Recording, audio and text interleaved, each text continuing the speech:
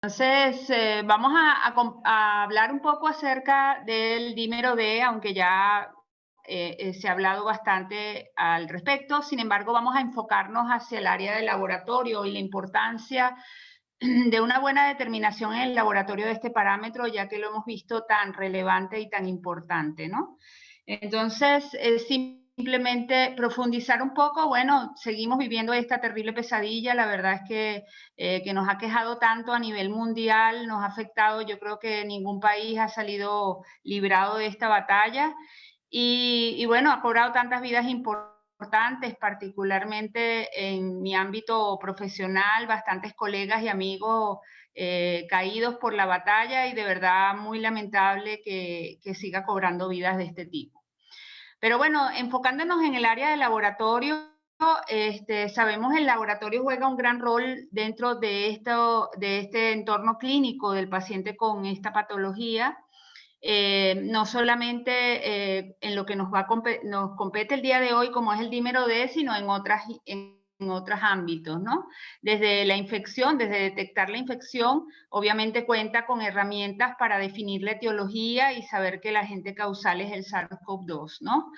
Sabemos que desde principio, gracias al apoyo de los chinos, que rápidamente aportaron datos sobre el genoma viral, pues la reacción en cadena de la polimerasa, el PCR, en tiempo real es la prueba estándar para el diagnóstico de esta condición, y llegó incluso la prueba mucho antes a los países, antes de que llegara el virus, porque gracias a la celeridad con que se hicieron las publicaciones de ese genoma.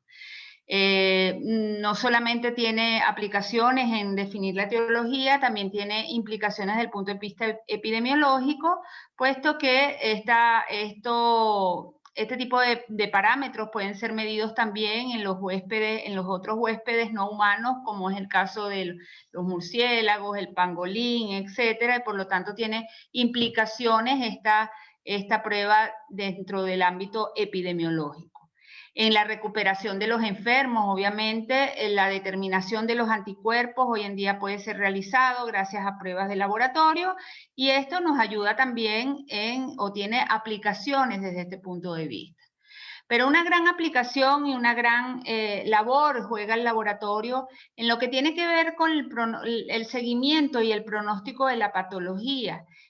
Establecer la severidad, definir el pronóstico, hacer un seguimiento de la evolución y monitorizar en algunos casos el tratamiento, pues es parte de la labor del laboratorio, y son diversas las pruebas hematológicas en el campo de la hemostasia, de la bioquímica, inmunológicas que pudiéramos aplicar, pudiéramos utilizar, y que son parámetros que deben de ser bien ejecutados. Es nuestra responsabilidad hacerlo así, para que el clínico cuente con esas herramientas para ese manejo adecuado en el paciente con esta condición. Es aquí quizás donde cobra importancia o surge como gran protagonista el dímero D. Ya hemos visto las razones, lo importante que ha significado, y que, bueno, algunos aspectos mencionaremos o digamos recalcaremos más adelante en nuestra intervención. Básicamente, entonces, estamos hablando de un dímero D que, como resultado del laboratorio, sabemos pudiera tener el impacto en las decisiones clínicas que pueden derivarse en el manejo de este paciente, particularmente en el caso del paciente con COVID. Y para ello, pues tenemos que tener en cuenta que esta prueba de laboratorio, para que tenga ese impacto y esa importancia, pues tiene que estar bien indicada, tiene que estar bien manejada y tiene que estar bien interpretada. Y esto muchas veces es importante tenerlo en cuenta, porque son muchas las fuentes de variación, las fuentes de variabilidad de resultados que nosotros tenemos que vigilar para que no derive en malos usos de esta prueba de laboratorio. Entonces, en síntesis, la agenda, pues vamos a hablar un poco acerca del origen y la definición del dímero D, aunque ya fueron muy bien establecidos por Carlos. La utilidad, los métodos que podemos tener disponibles, algunos factores a considerar que derivan en la variabilidad de resultados que podemos ver de acuerdo al método que empleemos y, bueno, las aplicaciones directas en esta prueba del COVID. Tal como lo mencionaba el doctor en su exposición, pues el dímero D no es más que productos de degradación de la fibrina estable. Al ser su origen en la fibrina estabilizada, pues él va a surgir de reacciones de 3 enzimas. Una de ellas, la trombina, por supuesto, la conversión, que es la que realiza la conversión del fibrinógeno a fibrina. Otro de ellos sería el factor 3 activado, que es el encargado de estabilizar la fibrina. Y la tercera de ellas, la tercera gran importante, sería la plasmina, que va a ser la encargada de degradar la fibrina. Es decir, que para que haya dímero D tiene que haber trombina, tuvo que haber factor 13 y probablemente tuvo que haber plasmina, aunque ya vamos a ver algunas consideraciones al respecto. Por lo tanto, es un importante biomarcador de lo que es la activación de la coagulación y la fibrinolisis, o sea, es un marcador de que ha ocurrido las dos cosas y esto es relevante. Ya lo mencionaba el doctor también, ¿dónde está el origen? El origen está en el fibrinógeno, con su cadena, su estructura al microscopio electrónico trinodular, con un dominio E central y 2 dominios D laterales. Esto es muy importante, son cadenas polipeptídicas que están enrolladas y que estructuralmente lo vemos en una estructura trinodular con 2 dominios interesantes, ¿ok? Sobre este dominio E central surgen 2 apéndices de estas cadenas polipeptídicas que son el fibrinopéptido A y el fibrinopéptido B. Esencialmente, pues la trombina, al ser generada, por supuesto, durante el proceso de coagulación, lo primero que hace es actuar sobre esos fibrinopéptidos, liberando el fibrinopéptido A primero y luego el fibrinopéptido B en una serie de reacciones secuenciales. La liberación de estos fibrinopéptidos hace algo muy importante sobre la molécula del fibrinógeno y es dejar al descubierto restar cargas eléctricas sobre este dominio E central, ¿ok? Pasa entonces la molécula del fibrinógeno a llamarse monómeros de fibrina, al no tener los fibrinopéptidos sobre ese dominio E central. Al disminuir las cargas eléctricas sobre el dominio E central, esto va atrayendo a otros monómeros de fibrina y se van estableciendo enlaces, como bien lo mencionaba el doctor, que inicialmente son enlaces de hidrógeno, primero entre dominios D, luego entre dominios D y dominios E de moléculas adyacentes, y así sucesivamente se va formando lo que se considera, lo que se recibe el nombre de polímeros de fibrina. Posteriormente, en el proceso de la coagulación, sabemos que este coágulo es soluble, tiene que ser estabilizado, y lo que hace el factor 3 activado es introducir enlaces covalentes, sustituir enlaces covalentes entre dominios D, enlaces de hidrógeno por enlaces covalentes, los convierte en enlaces covalentes que son enlaces más resistentes y que de esta manera le dan estabilidad al coágulo y lo hace insoluble, ¿ok? ¿Qué pasa cuando después que obviamente ya el coágulo cumple su función, etcétera, y que el sistema fibrinolítico por mecanismos alternos fue activado? Tenemos a la plasmina, que se va a encargar de degradar esa fibrina, de degradar esa gran malla de fibrina, rompiendo enlaces, ya lo mencionaba el doctor, no voy a entrar en detalles, pero es importante porque de ahí se va a derivar todo lo que tiene que ver en la determinación en el laboratorio, rompiendo enlaces poco a poco, formando productos de degradación de alto, de mediano y de bajo peso molecular, hasta llegar a degradar completamente o lo más posible esa molécula y generando esos productos de degradación.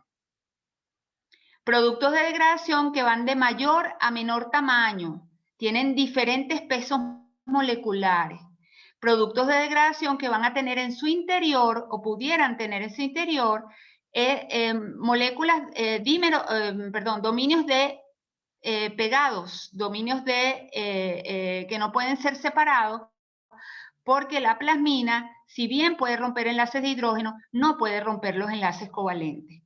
De esta manera, esos productos son de alto, de mediano y de peso molecular, y así vemos como los de más alto peso molecular contiene trímeros y tetrámeros D, y los de más bajo peso molecular contiene dominios D. Entonces tenemos moléculas, fragmentos de D, fragmentos de D con E, trímeros D, tetrámeros D y dímeros D, que es la molécula más pequeña que podemos obtener, mucho más pequeña, ¿ok? Sin embargo, esta molécula del dímero D puede estar incluida en fragmentos más grandes, fragmentos de intermedio y de alto peso molecular más grande, y esto es un aspecto bien interesante, ¿ok? Hasta llegar al fragmento E, que quizás es la molécula más pequeña de los productos de degradación que podemos generar. Entonces, dependiendo de la patología que se encuentre, que tenga el paciente, si existe una patología en el paciente, si esa patología es una condición trombótica, un estado de hipercoagulabilidad o algún cuadro trombótico, vamos a ver que estos productos de degradación son más altos, son de alto peso molecular, y hay una alta prevalencia de productos de alto peso molecular. Mientras que si el paciente presenta más un trastorno fibrinolítico, una exacerbación del sistema fibrinolítico secundario a algún proceso de coagulación, los fragmentos que se van a generar son fragmentos de bajo peso molecular. Y esto tiene muchas implicaciones en el área de determinación o en lo que tiene que ver con la técnica como tal. Entonces, el dímero D, ya lo habíamos dicho, es la acción, es el producto específico de la acción de esas tres enzimas: trombina, factor 13 y plasmina. Ahora, ¿solo plasmina? Pues esto no es así.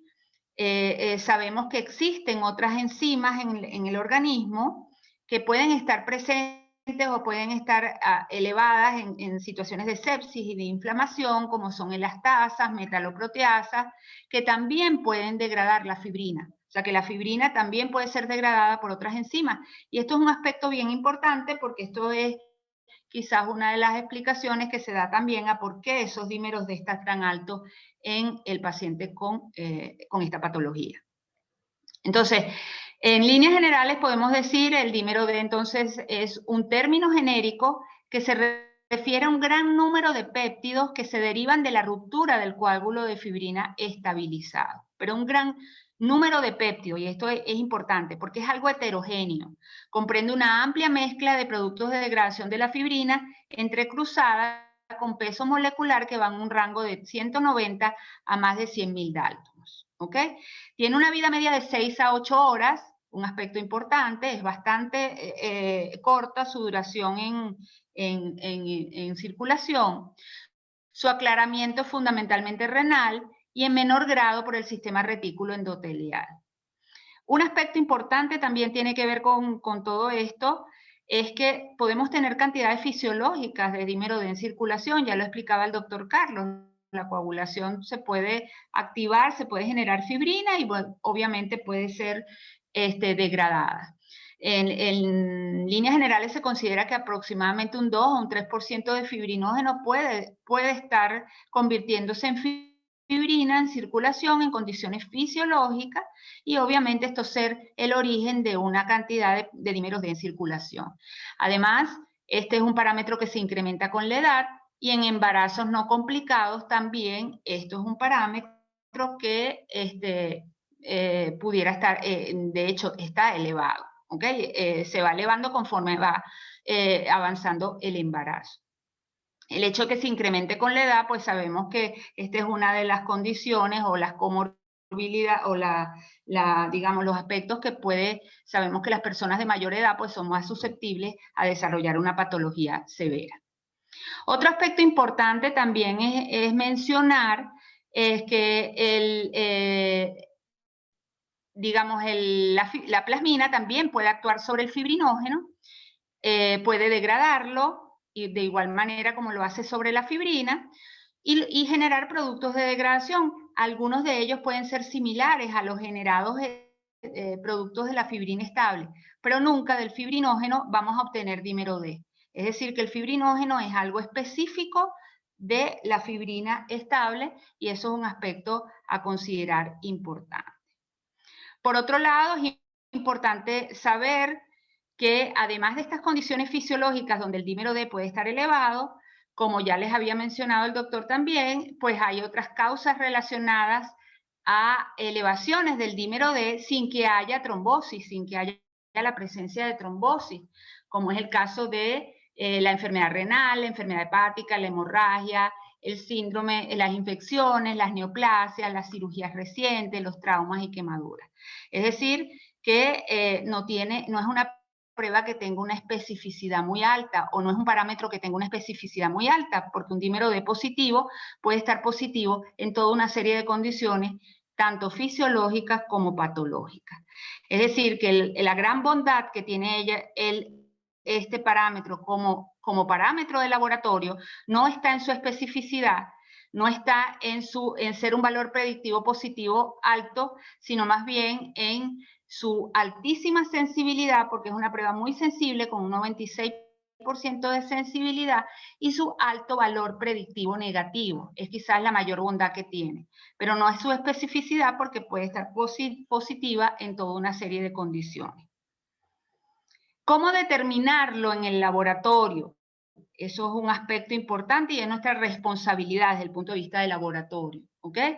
Hay múltiples métodos en el mercado y eso es una gran, digamos, obstáculo a tener que afrontar de la mejor manera posible porque son muchas las metodologías que están en el mercado. Todas son inmunológicas, todas se basan en principios de detección inmunológicos que involucra por lo general dos etapas. Una primera etapa que es la captura del dímero D por anticuerpos monoclonales de diferente especificidad que podemos tener en el mercado disponible, ¿ok?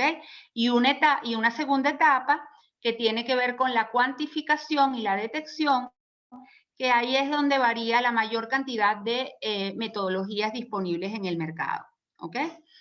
Entonces, las más abundantes o las más disponibles, las más diseminadas, que inclusive fueron las primeras desarrolladas, fueron las pruebas que utilizan aglutinación de partículas de látex, que la hay en una gran variedad. Hay aglutinación de partículas de látex grandes, ¿ok? Que son pruebas manuales prácticamente, donde tenemos partículas de látex unidas al anticuerpo monoclonal específico para dímero D, ¿ok? Y que se hace una lectura manual, visual, de la aparición de esos grumos producto de la aglutinación de las partículas de látex por el dímero D, que hace puente gracias a que reconoce los anticuerpos monoclonales que están ubicados sobre esas partículas de látex. Estos métodos son de baja sensibilidad, no pueden ser usados en nada que tenga que ver con exclusión de trombosis o tromboembolismo o trombosis venosa profunda, y por lo general son métodos que son cualitativos o semicuantitativos. Quizás su gran diseminación es por su bajo costo, son metodologías de bajo costo, pero que tienen muchas limitaciones en el campo que nos compete actualmente y para lo cual lo queremos utilizar. La otra alternativa en este mismo tipo de ensayo es la aglutinación de micropartículas de látex de alta sensibilidad, que son los conocidos métodos inmunoturbidimétricos, donde básicamente tiene la gran ventaja de que han podido ser acoplados a los instrumentos automáticos. Son técnicas automatizadas de muy alta sensibilidad, que incluso muchos de ellos han sido validados por la FDA para la exclusión de tromboembolismo venoso. Lo único es que, tal como ocurre con los otros métodos de aglutinación de partículas de látex, es la posibilidad de que pueda tener interferentes con lo que tiene que ver con factor reumatoide, anticuerpos heterófilos, antialbúmina, antirratón, etcétera, factor reumatoide, todo esto que pudiera tener algunos falsos positivos en este sentido y bueno, que puede generar algunos conflictos, ¿ok? Otras tecnologías han sido desarrolladas, es la tecnología, por ejemplo, la tipo ELISA, que se ha considerado por mucho el gold estándar para el dímero D. Es una técnica de muy alta sensibilidad, es muy útil para la exclusión de tromboembolismo, solo que no está apto para las urgencias, no está apto para el procesamiento digamos, en emergencia, etcétera, porque pues consume tiempo y por lo general se necesita el procesamiento por lotes de muestra, no te permite, no es útil sino en el campo de la investigación o comparación de métodos, etcétera. Se ha diseñado una técnica que es una modificación del ELISA, un poco para que sea un poco más rápida y más disponible para pocas cantidades poca cantidad de muestra. Es un ensayo tipo ELISA, pero que se le acopla para la detección y visualización del dímero D una técnica de fluorescencia. Es mucho más rápida, sensible, igual al ELISA, pero mucho más rápido, ¿ok? No tiene interferencia por heparina, bilirrubina, hemoglobina, etcétera, lo cual ha sido una tecnología bastante importante. Por último, tenemos la quimioluminiscencia, que tiene una sensibilidad similar al ELISA, solo que aquí son partículas magnéticas recubiertas con anticuerpos monoclonales y la reacción es revelada por quimioluminiscencia. Esto lo hace mucho más rápido y lo hace incluso, le da la posibilidad incluso de que sea acoplado a lo que se ha denominado equipos a pie de cama, que son equipos que pueden ser usados en un entorno diferente al laboratorio, mucho más cercano al paciente y con, por supuesto, muchísimas ventajas al respecto. ¿Okay? Hay otros equipos a pie de cama que han sido desarrollados, utilizan otras técnicas como es la inmunofiltración, la inmunocromatografía, lo cual lo hace mucho más rápido, mucho más disponible, incluso en 15 minutos se puede tener el valor de un dímero D. Algunos son realizados, la mayoría de ellos en sangre total, lo cual evita el proceso de centrifugación y bueno, todas esas bondades que puede tener este tipo de resultado. Entonces, en síntesis tenemos diferentes métodos, algunos, la mayoría cuantitativos, el tiempo en que se tarda cada uno de ellos pues varía de acuerdo al tiempo. Fíjense el gold estándar como puede tardarse 8 horas, mientras que los actuales que tenemos disponibles podemos tener métodos que en 3-5 minutos podemos tener un resultado. ¿Ok? Varían muchísimo estos métodos de acuerdo al tipo de anticuerpo. Hay más de 20 anticuerpos monoclonales diseñados para detectar el dímero D. Algunos tienen más sensibilidad a los productos de más alto peso molecular, otros tienen más sensibilidad a los de bajo peso molecular y esto genera diferencias importantes. El método de captura y la instrumentación puede variar. Hay escasa estandarización en cada uno de estos métodos y esto nos hace ver que no todos los métodos de dímero D son iguales. Y esto es muy importante porque esto hace la necesidad o crea la necesidad más en esta condición de emergencia de que siempre se emplee el mismo método para poder hacer comparaciones y poder llevar a buen término lo que es el seguimiento de una patología en un paciente. O sea, esto es muy importante. Dependiendo de la especificidad que tenga el anticuerpo que emplea la técnica contra los fragmentos de intermedio peso molecular, pues podremos tener valores más altos o valores más bajos. Por lo tanto, no podemos comparar un resultado con una metodología con resultados de otra metodología. Para el seguimiento de un paciente esto sería impropio, impracticable y no tiene mucho sentido. ¿Ok? Volvemos a recalcar, son más de 20 anticuerpos monoclonales que pueden estar disponibles. Otra de las causas que generan variabilidad de resultados en las pruebas es el hecho de que existe una alta inconsistencia en las unidades para dímero D que tienen cada una de las metodologías disponibles. Y esto depende mucho del calibrador que utilice la metodología para hacer las determinaciones, para cuantificar los niveles de dímero D del paciente. En general, en líneas generales, tenemos 3 tipos de calibradores, ¿ok? Uno que es lisados de fibrina a partir del fibrinógeno, o sea, se tiene una cantidad de fibrinógeno, bajo condiciones controladas se convierte en fibrina y bajo condiciones controladas se usa la plasmina para degradar esa fibrina, o sea, de alguna manera provienen del fibrinógeno y genera el usar ese calibrador dentro de los equipos de laboratorio genera unas unidades que son las llamadas unidades FEU o unidades de fibrinógeno, derivadas del fibrinógeno, ¿ok? Entonces aquí es una masa de dímero D, pero en base a una cantidad de fibrinógeno, proviene del fibrinógeno y por eso se les denomina unidades FEU. El otro tipo de calibrador son fragmentos dímero D purificados de una vez, ¿ok? Es un coágulo de fibrina que ha sido digerido por plasmina, pero proviene del dímero D. Y es así como las unidades que se derivan de este calibrador son llamadas unidades de dímero D, ¿ok? El caso es que no es igual unidades FEU que unidades dímero D. Aproximadamente las unidades FEU son 2 veces más altos que las unidades de dímero D. O sea que no son equivalentes, no son intercambiables. Adicionalmente a esto de que estamos unidades FEU y unidades de dímero D que provienen de diferentes calibradores, está el hecho de que cada uno de ellos puede ser expresado en diversas magnitudes y tenemos así nanogramos por mililitro, miligramos por litro, microgramos por litro, microgramos por mililitro, gramos litro, gramos por mililitro y miligramos por decilitro.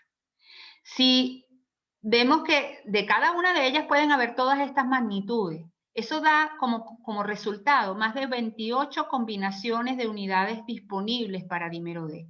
Entonces ya de por sí no tengo que explicar las razones por las cuales no podríamos comparar una unidad con otra, porque pudieran ser totalmente diferentes los valores. ¿Ok?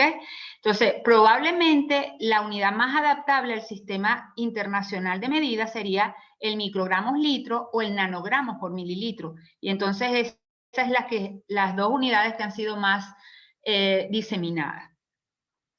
Otro tipo de calibradores también están disponibles en algunos métodos y son muestras clínicas de personas con C y D, niveles altos de dímero D, se ha purificado directamente el dímero D de estas muestras clínicas y se han fabricado calibradores. Pero esa es la menos frecuente porque además es difícil de obtenerla, ¿ok? Entonces, en síntesis vemos, miren, la cantidad, esta es una comunicación de la doctora Cristina Dubos específicamente, donde ella hizo digamos, recogió los principales métodos disponibles, hizo una comparación de ellos en cuanto a principios que pudieran ser diferentes, pero además las unidades que pudieran generarse con sus valores de corte informados, como donde vemos que pueden haber diferentes valores de corte de 200 nanogramos por mililitro para este tipo de metodología, menos de 0.5 microgramos por mililitro, más de 500 nanogramos por mililitro, más de 243. O sea, es muy diversa la cantidad de unidades que se pueden generar. Y estos son algunos de los equipos a point of care o a pie de cama, también que tienen unidades diferentes, principios diferentes, etcétera, etcétera, etcétera. Entonces, ya sabemos lo que esto puede generar si no se tiene con cuidado, no se maneja con cuidado este tipo de metodologías de laboratorio de tanta variabilidad. Fíjense, esta es una encuesta realizada por el Colegio de Patólogos Americanos, donde hicieron una encuesta para saber qué tipo de metodologías implementaban en los diferentes laboratorios, qué tipo de unidades informaban, qué valores de corte utilizaban, y vieron la gran variabilidad entre los diferentes laboratorios participantes a este programa de evaluación externa. Una valoración similar fue hecha por el grupo Clark recientemente en diferentes laboratorios de América Latina, y vemos que esta variabilidad es aún más amplia. Aquí en nuestros laboratorios vemos cómo las unidades son diferentes, los valores de corte son diferentes, los métodos que utilizan los diferentes laboratorios son diferentes, incluso dentro del mismo país, lo cual genera un poco de preocupación porque necesariamente es necesaria una estandarización de estas metodologías. Es una metodología que además es susceptible de errores que se pueden cometer en cada una de las etapas de ejecución de la prueba, tanto en etapas preanalíticas, o sea, hay, digamos, variables importantes a controlar. Las variables analíticas, ya vimos la gran diversidad de metodologías, etcétera, que hay que controlar. y las etapas postanalíticas, que tiene que ver con el cálculo de estos valores, la interpretación de estos valores, la generación de estos valores de corte que ayuden a una mejor interpretación, etcétera. ¿Ok? Ahora, ¿qué pasa con COVID-19 y qué pasa con el dímero D? Bueno, no vamos a ahondar mucho en detalle, yo creo que ya con la explicación que nos dio el doctor, pues ya tenemos claro la importancia que tiene el dímero D. Sabemos que esta patología, esta terrible patología se puede presentar en diferentes formas clínicas y que una de ellas es la severa, que puede incluso llevar a la muerte del paciente. Y es aquí donde el dímero D cobra importancia, puesto que se ha visto su gran asociación con lo que es el mal pronóstico y el desenlace quizás hasta fatal en este tipo de pacientes. Una patología que además puede colapsar los servicios de emergencia, pues puede colapsar el servicio de laboratorio, el servicio de imágenes, por la gran cantidad de pacientes que en un determinado momento pueden llegar a estos servicios, pues es necesario contar con marcadores de estratificación del riesgo, que obviamente se logra con características clínicas, con imágenes radiológicas y con marcadores del laboratorio. Y aquí el gran protagonista entre muchos marcadores del laboratorio, sabemos que es el dímero D. Múltiples trabajos, múltiples evidencias existen acerca de la asociación del dímero D con la gravedad de la presentación y con el pronóstico de la enfermedad.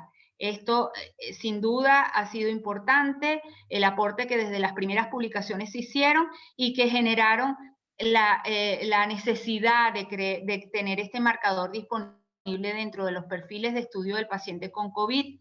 Estas son algunas de las primeras publicaciones, ya las mencionaba el doctor en su conferencia, y que fueron recogidas incluso por la organización Cochrane y que lanzó una posición al respecto y lo señaló como un parámetro importante. Son muchos los trabajos donde lo señalan como marcador de severidad, marcador de entre diferencias importantes entre lo que es sobrevivientes y no sobrevivientes, entre lo que pudiera tratarse un marcador que ayuda digamos, a definir a aquellos pacientes que van a terapia intensiva, producto de la elevación por encima de los valores esperados, ¿ok? Ya mencionaba el doctor los niveles tan altos que se pueden ver en este tipo de pacientes. Pero en la gran mayoría de los trabajos se señala, y esto por la gran diversidad y variabilidad de resultados que se originan de la metodología tan variable que podemos tener en... Bueno. ¿Perdón?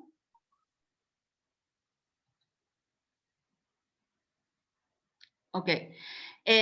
Bueno, esto es un trabajo reciente hecho en Nueva York, donde se ve la asociación del dímero D con un mayor riesgo de enfermedad crítica, independientemente de los factores de riesgo identificados previamente, como pudiera ser, bueno, una gran diversidad de ellos. No voy a entrar en detalles porque ya fue suficientemente expandido. Simplemente saber que existen en los pacientes con COVID, pues marcadores de que hay un problema de hipercoagulabilidad, que tiene origen a lo mejor inmunológico o inflamatorio, pues esto obviamente las evidencias hablan por sí solas.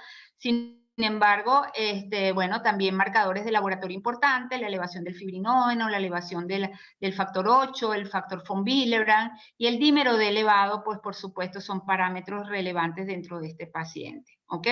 La asociación de dímero D y trombosis, pues ha sido data de hace bastante tiempo, donde los niveles elevados de dímero D, de acuerdo al potencial fibrinolítico y al tiempo transcurrido desde la trombosis, pues es evidente. La asociación con coagulación intravascular diseminada, etcétera, pues esto no podemos de alguna manera sintetizarlo porque ya fue profundizado al respecto.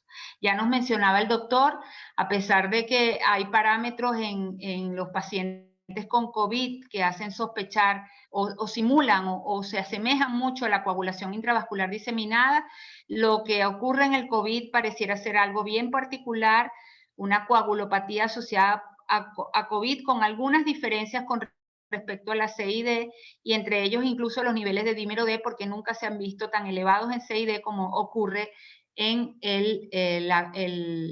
los pacientes con coronavirus, ¿ok?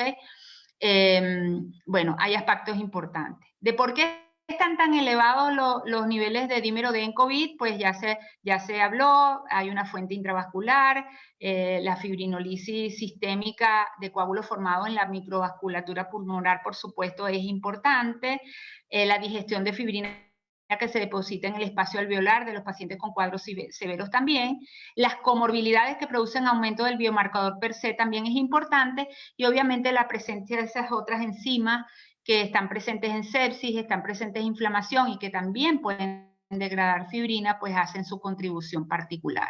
Definitivamente, dentro de los parámetros hemostáticos, el dímero D es un gran colaborador. Determina la severidad, hace seguimiento y predicción de la mortalidad.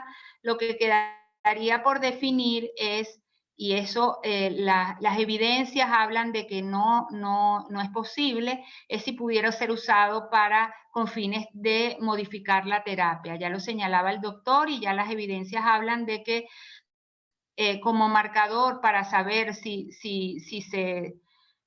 se cambia la dosis de anticoagulación, etcétera, las evidencias hablan de que no parece ser útil, ¿ok?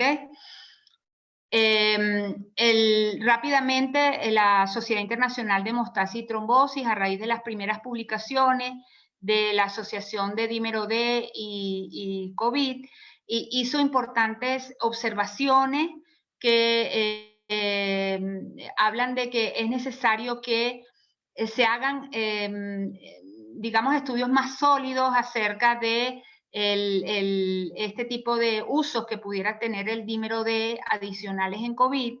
Habla de que la mayoría de las publicaciones digamos, comparan valores de dímero D y no toman mucho en cuenta las metodologías que están empleando.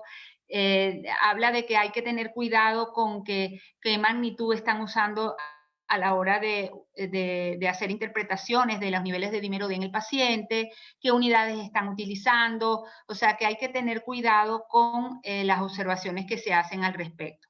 Felicitan a los autores por datos iniciales importantes, pero hay que consolidarlos con enfoques metodológicos más sólidos.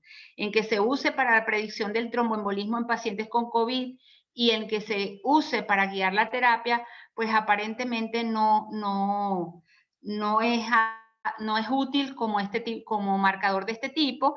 Incluso se habla de que pudieran haber marcadores más sólidos, marcadores más importantes, marcadores más estables, como pudiera ser el complejo plasmina-antiplasmina, como pudiera ser el complejo TPA-antiplasmina, fragmento 1+2 de la protrombina, pero no son parámetros que están disponibles en los laboratorios de rutina y son parámetros que no están al acceso de todo el mundo. Por lo tanto, el dímero D pues sigue estando ahí, sigue estando presente.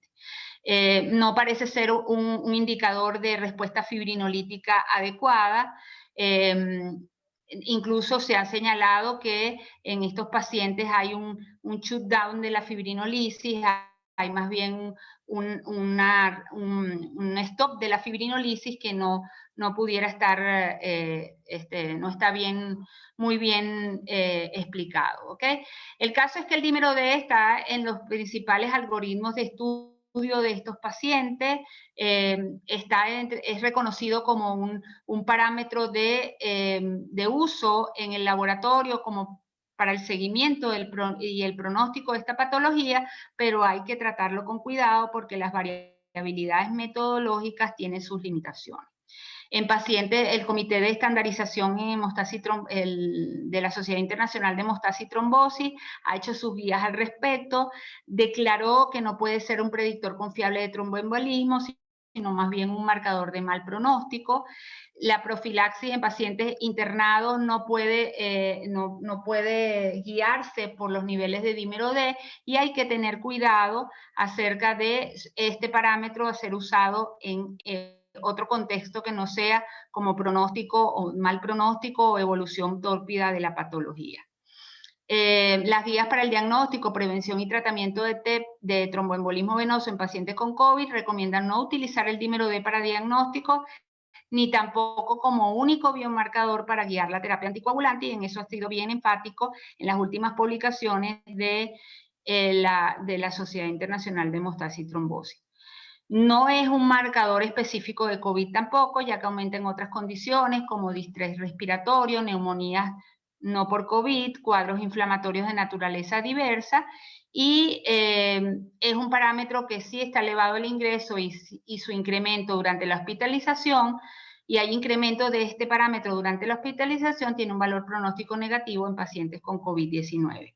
Se esperan los resultados de los estudios clínicos randomizados y controlados para conocer el verdadero valor que el dímero D puede tener. Como mensaje para llevar a casa y desde el punto de vista del laboratorio, saber que necesitamos definir la metodología a usar siempre la misma metodología que aporte un resultado en tiempo y forma adecuado. El rendimiento analítico debe estar descrito, saber la sensibilidad y la linealidad y potenciales interferencias que puede tener este parámetro en el laboratorio. Se tratan de valores muy altos, o sea que en muchos casos hay que diluir la muestra, por lo tanto deben existir en el laboratorio un protocolo bien establecido de cómo se va a hacer la dilución de esa muestra para hacer los cálculos a la hora de reportar los valores de dímero D. Saber qué unidad se está empleando, tener valores cutoff establecidos para la metodología. Aquí el hecho de tener valores por edad, etcétera, no parece ser importante porque los niveles son tan altos que pues prácticamente no es necesario esto.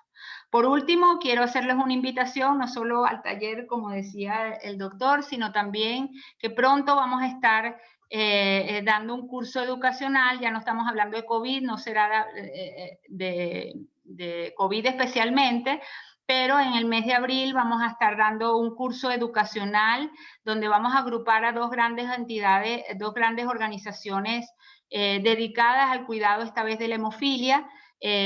Vamos a unir a Latinoamérica y grandes profesionales de Latinoamérica en el campo de la hemofilia y grandes profesionales internacionales, grandes expertos del área, y es un curso que se va a desarrollar del 28 al 29 y el 30 de abril. Es un curso totalmente gratuito y donde de alguna manera vamos a tratar de conjuntar una gran cantidad de expertos y dos grandes organizaciones en el cuidado de la hemofilia. Simplemente se los estoy poniendo por aquí porque pronto van a recibir de la propaganda y los esperamos a todos ahí para seguir creciendo juntos. Muchísimas gracias por por su asistencia, muchísimas gracias por su receptividad, su participación, y gracias, Carlos, por la confianza y por hacerme partícipe de un proyecto educacional como este. Gracias a todos.